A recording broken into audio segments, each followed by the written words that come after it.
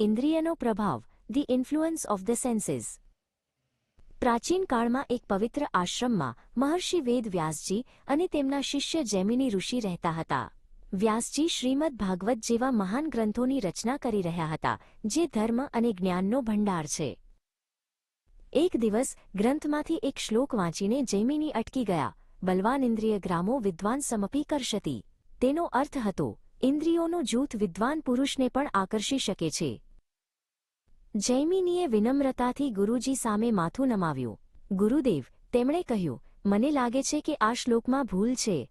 જેણે સત્યનો માર્ગ શોધી કાઢ્યો છે, તેના મનને કોઈપણ ઇન્દ્રિય કેવી રીતે ચડાવી શકે?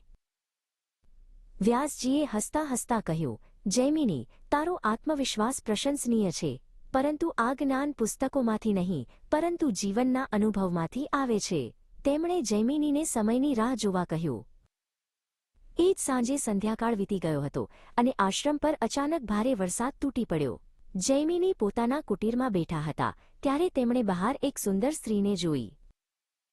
તે સ્ત્રી, જેનું નામ મૃણાલિની હતું, વરસાદમાં પૂરેપૂરી પલળી ગઈ હતી. તેની સુંદરતા અને તેની નબળાઈ જોઈને જૈમિનીનું મન અચાનક ચલિત થયું અને જ્ઞાનનું વિસ્મરણ થવા લાગ્યું. ઇન્દ્રિયોનું આકર્ષણ એટલું બળવાન હતું કે જૈમિની પોતાની તપસ્યા અને ગુરુના શબ્દો ભૂલી ગયા. તેમણે મૃણાલિનીને આશ્રમમાં આરામ કરવા આમંત્રણ આપ્યું અને તરત જ તેની સાથે લગ્ન કરવાની ઈચ્છા વ્યક્ત કરી. મૃણાલિની હસી પડી.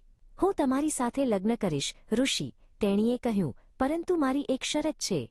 જે પુરુષ પોતાના મોઢા પર કાજળ લગાવશે અને મારો ઘોડો બનીને મને અંબાજી મંદિરે લઈ જશે, તેની સાથે હું લગ્ન કરીશ.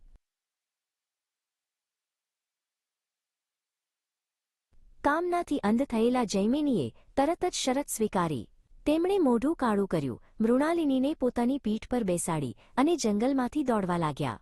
ઇન્દ્રિયોનું આકર્ષણ તેમને તેમની પ્રતિષ્ઠા અને જ્ઞાન ભૂલાવી ચૂક્યું હતું. જ્યારે તેઓ અંબાજી મંદિરે પહોંચ્યા ત્યારે ત્યાં વ્યાસજી શાંતિથી બેઠેલા હતા. તેમણે જૈમિનીને આ રૂપમાં જોઈને પૂછ્યું, કરશતી કે નાપ કરશતી? જૈમિનીએ શરમથી માથું નમાવી દીધું અને જવાબ આપ્યો, કરશતી. ગુરુજી, તમારો શ્લોક સાચો છે.